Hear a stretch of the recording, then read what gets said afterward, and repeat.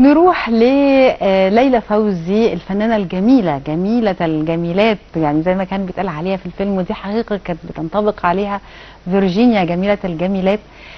كانت شكلها ساحر الحقيقة. يعني هي ولدت لأم من أصول تركية والأب مصري.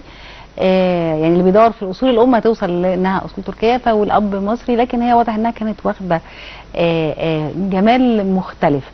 زي ما كنت بقول في بداية اللقاء خالص، انه حتى احدى المجلات الامريكية صنفتها باجمل حسنوات عصرها. هي فعلا كانت جميلة، وشها مختلف، لون عينيها. هنتكلم عنها النهاردة وعن اعمالها في مع ضيفتنا اللي منورانا النهاردة، استاذة هبة محمد علي، الكاتبة الصحفية بروزة اليوسف. صباح الفل عليكي. صباح النور. الحقيقه من الفقرات المحببه ليا لما بتكلم على الفنانين العظام، ان احنا مصر الحقيقه كانت وما زالت، بس طبعا في جيل من العظماء ما بيتكررش. ممكن بيطلع ناس كويسه، بس في حاجات كده، في شخصيات سابت علامه في السينما وفي الدراما المصريه، ما زالت موجوده الى يومنا هذا. فلابد ان احنا نتذكرهم. والناس دي على فكره كانت بالنسبه لهم الفن رساله. انا بقدم حاجه بصرف النظر بقى عن هاخد وراها كام، هاخد منها كام، بس انا مقتنع باللي انا بعمله. خلينا نبتدي كلامنا في البدايه عن الفنانه ليلى فوزي، وعن نشأتها وعن تربيتها. المعلومه اللي عندي، حضرتك صححيها لي لو كنت غلطانه، انها اتولدت في تركيا. صحيح. وان والدها كان تاجر مصري، بس كان تاجر بيشتغل هناك. والام من اصول تركيه. هل الام تركيه اصلا؟ تركيه اصلا. هو والدها تاجر مصري، تاجر اقمشه كبير جدا. وكان بيسافر سنويا عشان يجيب بضائع من تركيا وكده. وتزوج والدتها في تركيا. وهي ولدت في تركيا ومكثت شهر واحد بس. ورجعت طفله هنا، واستقروا بقت الاسره في مصر هنا، وانجب الاب 4 اولاد، يعني بنتين وولدين. وعاشوا هنا بقى، ودخلت في مدرسه راهبات في شبرا، وعاشت حياتها في مصر عادي. فهي طبعا والدتها تركيا، لكن هي ما عاشتش خالص حتى طفولتها. يعني فتحت عينيها كانت هنا في شبرا في مصر. فهي يعني مصريه صميمه حتى لو والدتها تركيه. أيوة. طبعا هي واخده الجمال من والدتها والملامح يعني. لكن هي فيها صفات كتيره جدا، ويمكن والدها كمان كان اكثر تاثيرا على شخصيتها. فيما بعد احنا هنشوفها ازاي، قد ايه محافظه، قد ايه أيوة. بتتقن اختيار ادوارها، عندها معايير معينه في اختيار الادوار، عندها محاذير ما بتقدرش تتخطاها. ده حقيقه. فدي كانت التربيه المنغلقه جدا اللي كان والدها. هي كمان معروف عنها ان هي من اسره ارستقراطيه، ومن بيت ارستقراطي وتعليم مختلف. يعني كانت شخصيه مختلفه. هي شخصيه مختلفه، وبالمناسبه هي ما اكملتش تعليمها من شده جمالها. باباها قال لها لا تقعدي في البيت وانا هجيب لك المدرسين. يعني في مرحله معينه. أيوة. كده اعتقد في الاعداديه او ما بعد الاعداديه بحاجه بسيطه. قعدت في البيت، وباباها خلاها يجيب لها المدرسين في البيت عشان تدرس الدراسه المدرسيه في المنزل. أيوة. يعني ايه، لان كان جمالها فعلا مسبب لها مشكله. وفعلا هي كان من اسره غنيه جدا، لان زي ما سبق وقلنا ان هو تاجر، لكن هو تعرض لخساره فادحه لكل ثروته تقريبا وقت الحرب العالميه، لانه تاجر مع حد فنصب عليه او كده. أيوة. فعاد مره اخرى من الصفر يعني. لكن كل ده نوع من انواع الدراما اللي في حياه ليلى فوزي، لان حياه ليلى فوزي مليئه بالمحطات الدراميه اكتر من الدراما اللي هي قدمتها كمان على الشاشه. ده حقيقي.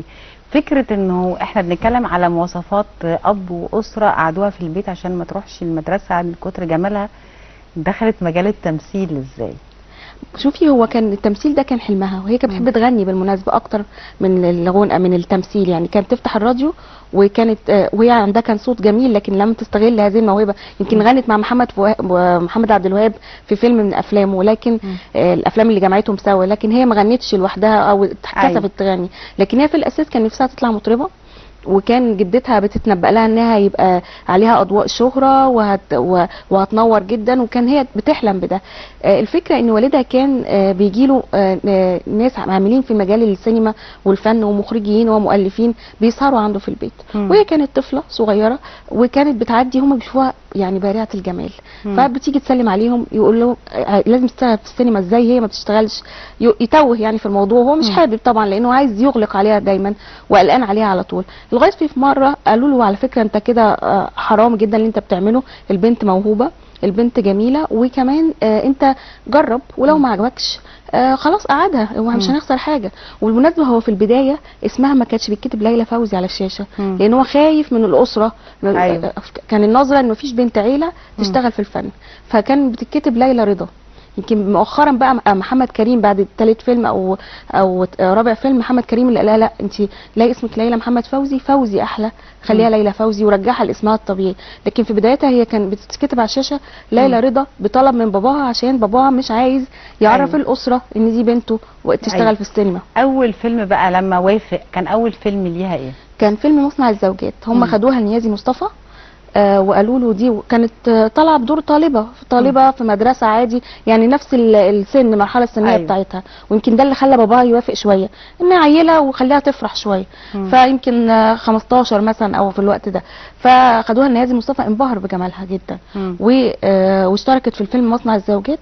وهي في الاستوديو شافها محمد كريم، نداها وحاول يتعرف عليها، وقال لها انا باخرج افلام لمحمد عبد الوهاب، تشتركي معانا في فيلم. قالت له ما اعرفش، اسال بابا. وجريت. فراح قال لباباها، ما كانش موافق الاول، حاول اقناعه. لما اقتنع مضى معاها عقد ب3 افلام مع محمد عبد الوهاب. يمكن من اجمل افلامها الحقيقه. يعني شوف هي بادئه بدايه قويه جدا طبعا. والحظ طبعا وابلاع معاها وجمالها طبعا. كمان يعني كان جواز مرورها السريع لعالم الاضواء، لان فيلم محمد عبد الوهاب يعني فيلم هيتشاف كويس جدا في طبعا. السينما. فيلم مهم. يعني هي عملت لست ملاكا، عمل رصاصه في القلب، عملت فيلم ثالث للاسف مش فاكره، ممنوع الحب. ممنوع الحب ده اول تعاون بينهم، فبدات بدايه قويه جدا. ويمكن هي كانت بتقول في كواليس الفيلم ده ممنوع الحب اللي هو اول فيلم، كانت خايفه من محمد عبد الوهاب، كل ما تشوفه تعيط بتخاف محمد عبد الوهاب برضه. فالمخرج قال له لازم تكسر الجليد بينك وبينها، فناداها وقال لها انت حافظه الورق لحسن يضحكوا علينا، انا مره ما كنتش حافظ ضحكوا عليا. حاول ان هو ايه يتباسط معاها، وفعلا خلاص اصبحوا اصدقاء. وبالمناسبه حبها، يعني هي اعترفت ده بعد كده مؤخرا يعني، وقالت ان هو حبني، وانا قلت لا، انا ما ينفعش احب واحد متجوز يعني. فصديته. لكن هي اتجوزت يعني اللي ضعف عمره، اتجوزت عزيز عثمان. عزيز عثمان، وده كانت يعني شيء غريب جدا، فرق بينه وبين 30 سنه. والحقيقه دي كانت يعني ايه، هي نفسها لما بتتذكر هذه المرحله بتقول انا ايه اللي انا عملته في نفسي ده، وتقول انا اكتشفت ان انا اخطات من الصباحيه.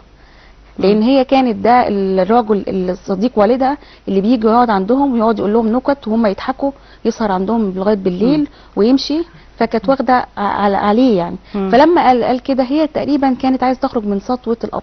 ايوه. يعني كان في مرحله كده هو قافل عليها اول خناق، فقالت لما اتجوز هنطلق. ايوه. بس هي اكتشفت انه لما انتقلت من الخنقه دي لخنقه ثانيه بس باسم مختلف. احنا كمان يمكن معانا صور لسفير جهنم او العدد من الافلام بتاعتها. هي يعني من فكره الملاك والجميله والاعتماد على الجمال اللي اتنقلت الادوار الشر. أيوة.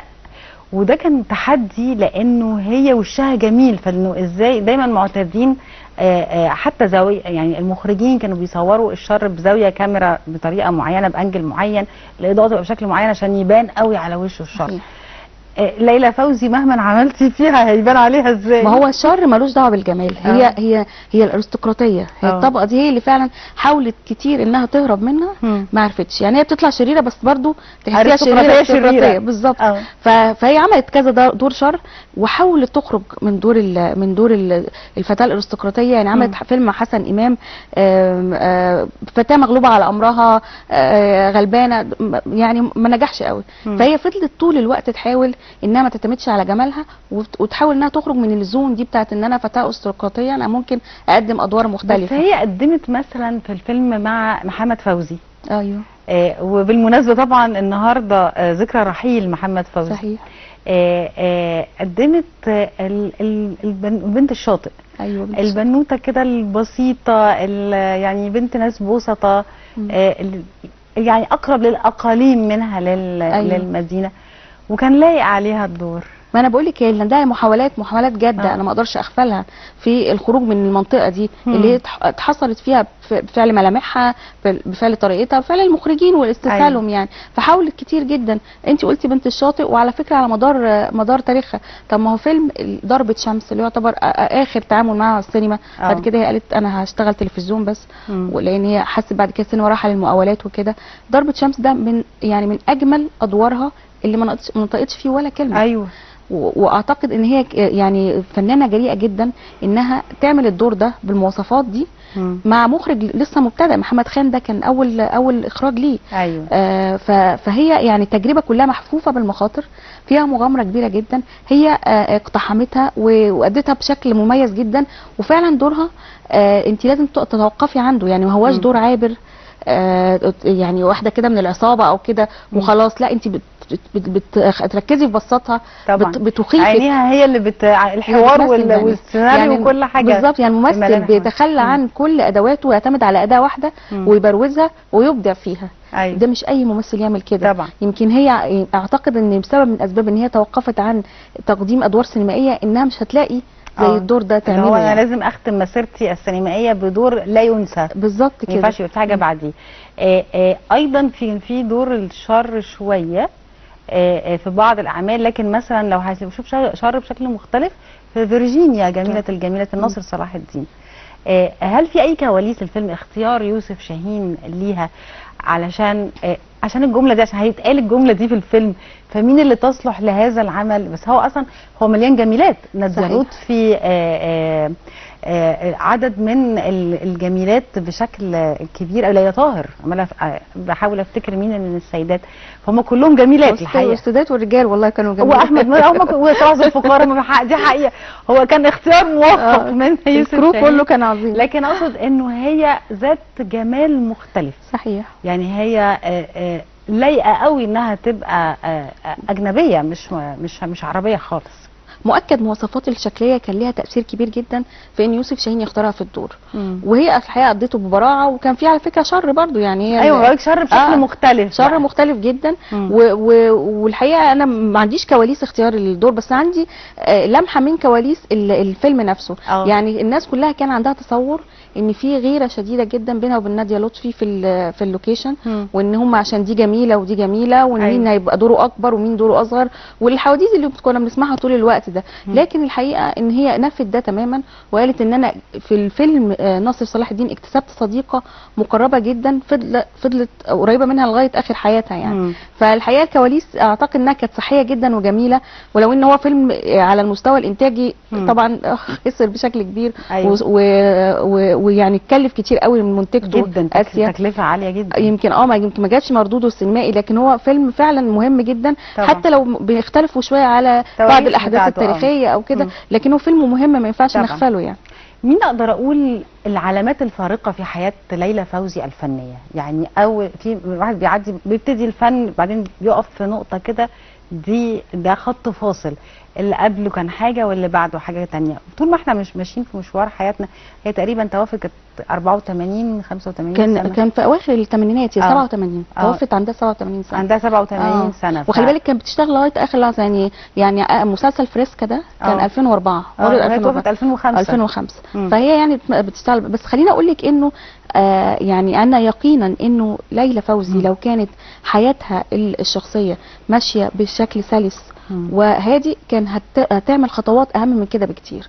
يعني ليلى فوزي عندها طاقه فنيه وسينمائيه وتلفزيونيه اكتر من اللي هي قدمته. لان هي حصل يعني تعرقلت حياتها كتير جدا الشخصيه، وتوقفت فترات طويله عن التمثيل. بالمناسبه احنا بنقول 60 سنه تمثيل او كده، لا هي في فترات كتير قعدت فيها ما مثلتش. يعني سيبك من الفتره الاولانيه بتاعت عزيز عثمان والخمس سنين مثلت فيهم. انور وجدي انور وجدي قعدت معاه تقريبا شهور قليله. يعني تقريبا كل الحكايه كملت 9 شهور، برغم ان هو حبها قبل ما يحب ليلى مراد. يعني فضل سنين يحبها، وفضل يتنافس عليها هو وفريد الأطرش. والاب رافض تماما، يقول لا مش عايز اجوزها الفنانين. انتوا لاعبين، انتوا سمعتكم وحشه وهكذا. يعني وقت طويل. خلي بالك هي اتجوزت انا وراجدي بره، يعني هي كتب كتاب بره. وقال لها انا بس في رحله علاج بسيطه، وما قالهاش انه عنده مرض خطير. فقالت له هاجي معاك وكده. اتضح ان الكلى بتاعته بايظه، وان هو بيدور على حاجه اسمها غسيل كلى، ما كانش لسه هنا في حاجه اسمها غسيل كلى، فهسافر عشان تغسل كلى، ومات منها. مات وهي عروسه. أيوة. يعني يعتبر ورجعت بيه بالنعش. يعني بتقول كنت انا في الطياره فوق وهو في الطياره تحت، واتعذبت من اسرته بقى. يعني هي حرموها من الميراث وتعبوها كتير جدا وقت طويل، لدرجه ان هي استغنت عن كل حاجه عشان بس تنقى بنفسها. أيوة. من كل ده. فدي المرحله الثالثه والاهم جلال معوض. جلال معوض قعدت معاه الاذاعي الشهير طبعا. جدا، قعدت معاه اكتر من 30 سنه. حصل لهم فيها مفارقات كتيره. اولا هو كان غيور جدا، فكان بيتضايق لما تمثل، او اتضايق لما حد يعرفها، يبقوا راكبين العربيه وهو حد يعرفها. فده كان اثر كتير جدا انها كانت بترفض. ده خلاها ما تبقاش منتظمه في عمليه التمثيل. بس في نفس الوقت اقدر اقول ان في علامات بارزه، بدليل ان في 4 افلام ليها ضمن افضل 100 فيلم في الاستفتاء بتاع 96. حقيقي طبعا هو في علامات بارزه. وعلى فكره مش احنا اتكلمنا عن بعضها. يعني قلنا فيرجينيا، انا بقول لك الثلاثيه بتاعت محمد عبد الوهاب اللي بدات بيها دي نقطه مهمه، لو انها نقطه انطلاق لكنها نقطه مهمه. تمام. في فيلم علي بابا وال40 حرامي اللي هو بتاع اسماعيل ياسين والكسار وكده، ده كان فيلم لطيف جدا. عندك كمان ناصر صلاح الدين طبعا. ضربة شمس انا شايفاها من اهم الادوار. هل اقدر اقول ان هي حققت في الدراما شكل اقوى او اداء افضل او شهرة اوسع عن السينما؟ انا اعتقد كده ان بصماتها الدراميه من اول حرام لك ودموع والنساء يعترفن سرا، حاجات قديمه، وهوانم جاردن سيتي فيما بعد كده، او هوانم جاردن سيتي مثلا. صحيح. يعني انت ضربت 3 امثله لمنى نور الدين، واعتقد ان هي كانت عامله دويتو هايل جدا مع منى نور الدين. ومنى نور الدين عارفه تحطها في المكان الصحيح دايما. يمكن في مسلسل من المسلسلات اللي انت حكيتي عليها، هي كانت بتقوم بدور ترغب عندها بنات ونفسها تتجوز بعد، يعني بعد نساء يعترفن سرا بالظبط كده. وبعدين بناتها وقفوا في طريقها. الدور ده مش عايزه اقول لك عمل لها تاثير كبير جدا، لدرجه انها بتقول كنت اروح البيت الاقي الستات تكلمني وما اتجوزتيش ليه؟ كان لازم تتجوزي، حرام عليكي، احنا كنا مستنيينك، احنا قصتنا شبهك. بتقول الدور ده عمل لي يعني نقله مختلفه جدا. أيوة. وقربني كتير قوي من جمهور الشاشه الصغيره، يعني أيوة. الناس الجمهور العادي، يعني غير جمهور السينما برضو، غير جمهور التلفزيون الاوسع. فالدور ده كان عظيم جدا. وطبعا هوانم جاردن سيتي يعتبر من اشهر ادوارها كمان في التلفزيون، علشان خاطر يعني هو كان لايق عليها يعني هي هانم بالظبط. فزي ما بقول لك كده هي عندها. بس هو على فكره في كل المسلسلات او في ال3 اللي احنا ذكرناهم هي واخده دور الهانم. يعني سواء في النساء هي كانت متجوزه طبيب وعايشه في فيلا، وست عندها خدم وحشم، يعني ما هياش طالعه واحده مثلا متوسطه الحال، لا. صحيح. بالعكس. في الحرم لك هي اصل تركي، هانم وبترعى بنتها وبنات اخوها اللي توفى، هوانم جاردن. فهي بيليق عليها. صحيح. عشان كده قلت لك منى نور الدين بتأدي فيه بشكل يعني كأنه طبيعي جدا. صحيح. هي منى نور الدين عرفت توظفها صح بشكل مختلف. أيوة. يعني بدون تكرار. ده اللي انا اقصده. يعني في ادوار دراميه تانية مختلفه، لكن هي ما علمتش فيها قوي. لكن هي منى قدرت يعني تديها اللي هي محتاجاه في الدراما. فعشان كده النقاط فعلا البارزه في الدراما كانت بتوقيع منى نور الدين. ايوه. هي وعشان كده كنت بقول لحضرتك ان احتمال هي في الدراما وكانت بتاخد، لا برضه في الافلام كانت بتاخد بطوله، بس كان يعني احتمال ان هي كانت قادره تدي بعطاء شكله اكبر. ويمكن عشان الدراما بتدخل كل البيوت، بتتعاد تاني، بتشوفي بتتابعيها كل يوم. صحيح. فانت كل يوم في احداث جديده في المسلسل، فانت متعايشه مع الشخصيه كل يوم. ويمكن في سبب تاني ان هي بدات يعني تلمع دراميا بعد رحيل جوزها. يعني بعد رحيل جلال معوض بدات انها تتفرغ. هي طبعا هي سافرت معاه في ليبيا فتره طويله بعد ما يعني حصل مشكله ليه هنا مع السادات وتم اقالته، فعاشت معاه في ليبيا سنوات. دي سنوات ما خلتهاش تعرف تعمل شغل مثلا، او كانت بتنزل اجازات، فالوضع مش زي الاول. في اخر 4 سنين في حياته اصيب بالزهايمر، فكانت ملازمه ليه تماما ما كانتش بتشتغل. فاعتقد بعد ما رحل التسعينات كانت يعني ايه فرصه حلوه جدا ليها انها تبتدي تشتغل في مرحله سنيه مختلفه بقى طبعا. فاعتقد هي دي المرحله السنيه اللي هي لمعت فيها بس متهيألي ان النساء عرفنا سرا كانت الثمانينات هي هوانم جاردن سيتي هي التسعينات، وبعد كده بقى في حاجات تانية بقى. احنا قلنا ختمنا بفريسكا، في اكتر من مسلسل عملته بعد ما هي حصلت على عدد من التكريمات. هل بتشوفي هنقول هي التكريمات، وبعدين هل بتشوفي بعد السنين دي كلها هي خدت حقها في التكريمات زي ما بيقولوا؟ بصي هي ليها طبيعه شخصيه انها كانت منغلقه جدا جدا على نفسها.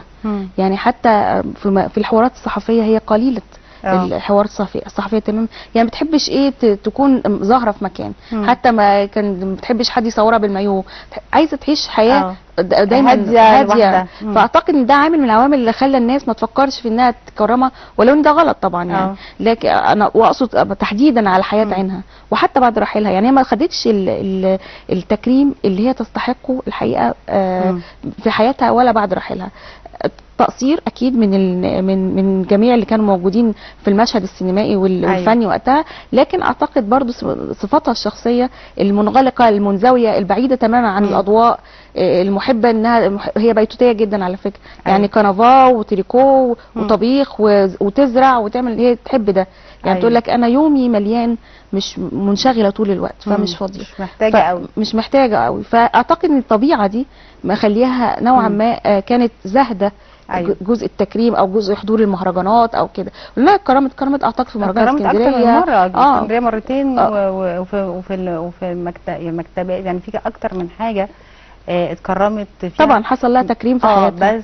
بس واحد دايما يتساءل هل كان هذا التكريم كفايه ولا هي كانت تستحق اكثر من ذلك؟ اعتقد انها تستحق اكثر من ذلك، واعتقد ان حتى مسيرتها الفنيه تستحق ان ينظر ليها مره ثانيه بشكل اعمق من كده. لان احنا شايفين جميله الجميلات، العيون الحلوه، الوجه اللي بيلمع زي ما كان حسن الامام بيقول لها كده، لكن اعتقد ان هي عندها ما هو اهم من فكره شكلها اللي طغى كتير على حديثنا، لكن هي عندها موهبه حقيقيه. نورتينا وسعيده بوجود حضرتك معانا، وسعيده احنا بنتكلم على فنانه جميله زي ليلى فوزي. بشكرك استاذه هبه محمد علي الكاتبه الصحفيه بروزا اليوسف، شكرا جزيلا لك. شكرا. والشكر موصول لحضراتكم جميعا. بنتمنى ان فقراتنا النهارده تكون عجبتكم واستمتعتم بوقتكم معانا. بكره ان شاء الله في نفس الميعاد اسره جديده وفقرات جديده، ونهارك سعيد ونهاركم زي الفل.